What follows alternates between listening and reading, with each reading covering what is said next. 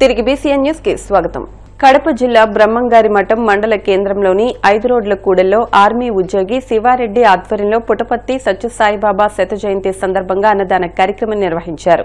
ఈ కార్యక్రమానికి అచలానంద ఆశ్రమ పీఠాధిపతి బ్రహ్మంగారి మఠం మండల అభివృద్ది అధికారి రామచంద్రారెడ్డి ముఖ్య అతిథులుగా విచ్చేశారు.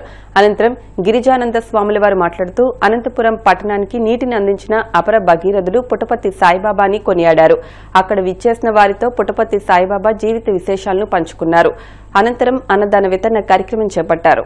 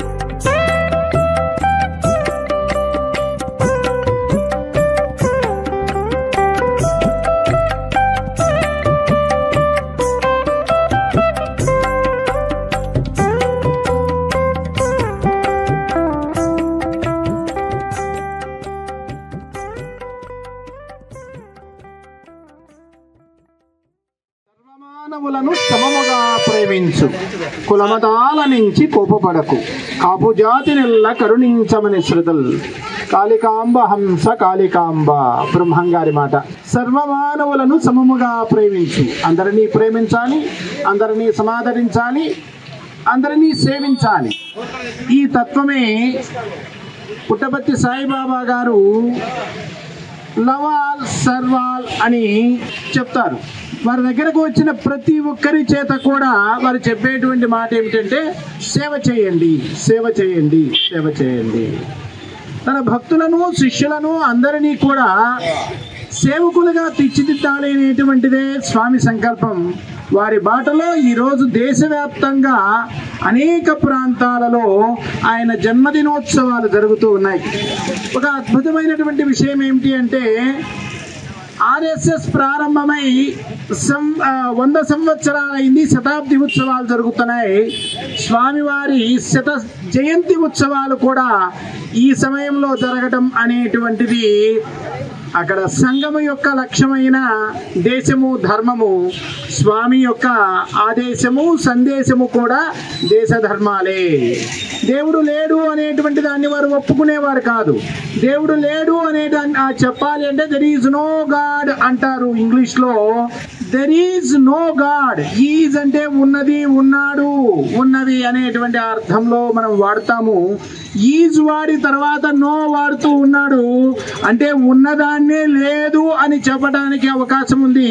ఇక్కడ నీవు నిలబడ్డావు అంటే కాసేపటి తర్వాత నీవు లేవు అని చెప్పావంటే అంతకు ముందు ఉన్నావు అనేటువంటి భావనే వీళ్ళు తెలుసుకోలేదు. భగవంతుని యొక్క ఉనికి సర్వత్రా ఉంది, గ్రహించగలిగితే అందరికీ అందుతుంది అన్నటువంటిది పూజ్య స్వామీజీ వారి సందేశం.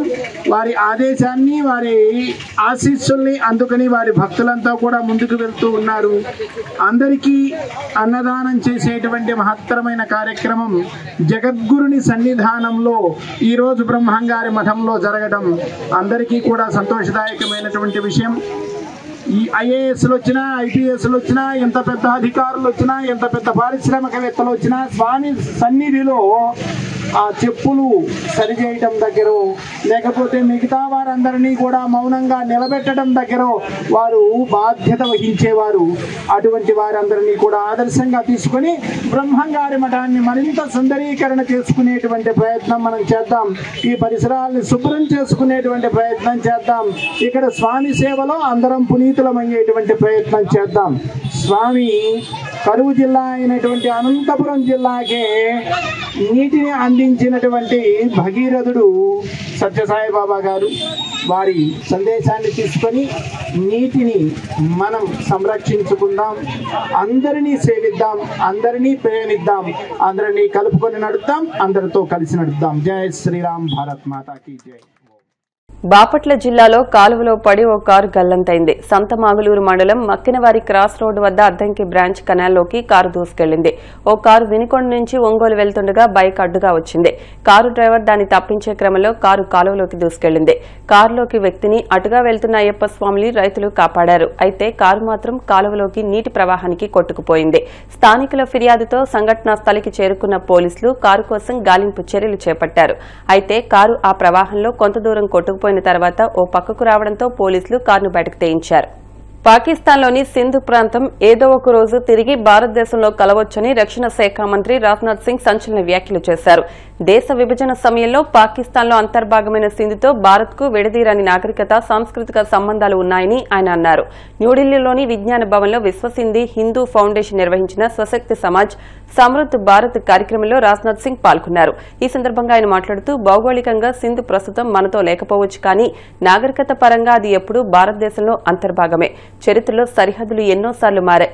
ఎవరు చెప్పగలరు భవిష్యత్తులో సింధు మళ్లీ మన దేశంలో కలవచ్చేమో అని ఆశాభావం వ్యక్తం చేశారు.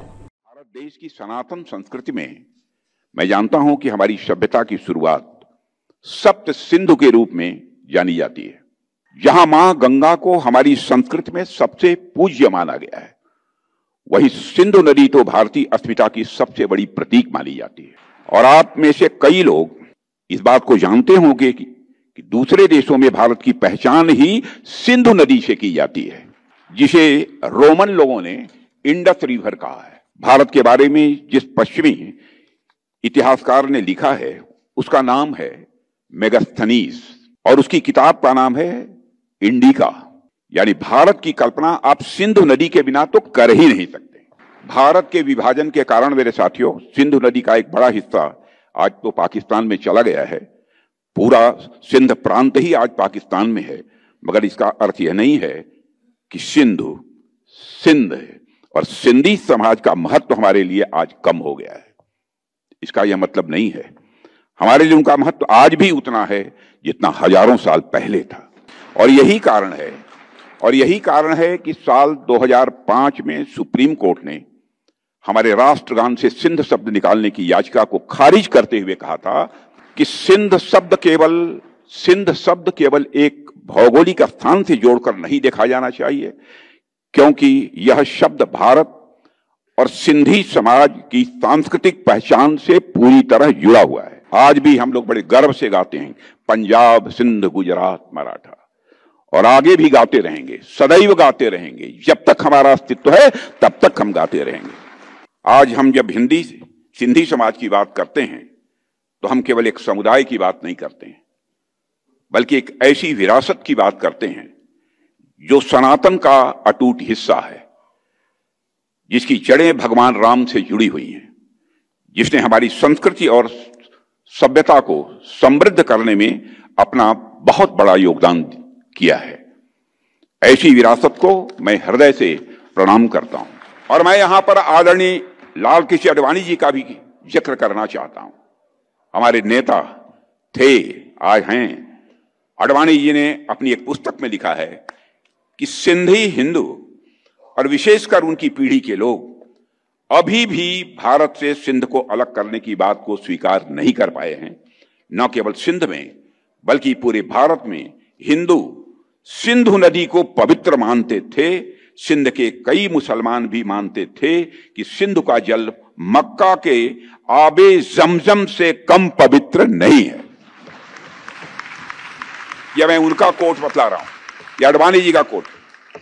आज सिंध की भूमि यह भारत का हिस्सा भले ही न हो, लेकिन सभ्यतागत रूप से सिंध हमेशा भारत का हिस्सा रहेगा।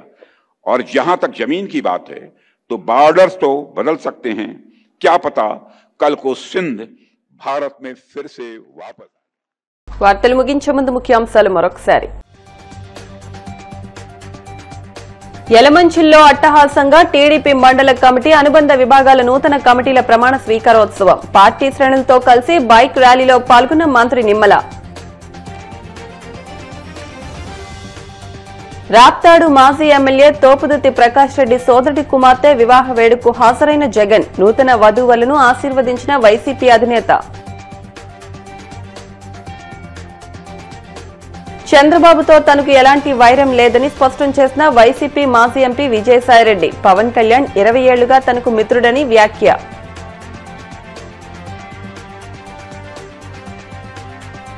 పాకిస్తాన్లోని సింధు ప్రాంతం తిరిగి భారత్లో కలవచ్చన్న రాజ్నాథ్ సింగ్. సరిహద్దులు శాశ్వతం కాదని, నాగరికత పరంగా సింధు మనదేనని వ్యాఖ్య. ఈ వార్తలు ఇంతటితో సమాప్తం. మరిన్ని వార్తల కోసం BCN digital YouTube channel, Facebook page ని ఫాలో అవ్వండి. అప్డేట్ వార్తల కోసం ప్లీజ్ సబ్స్క్రైబ్.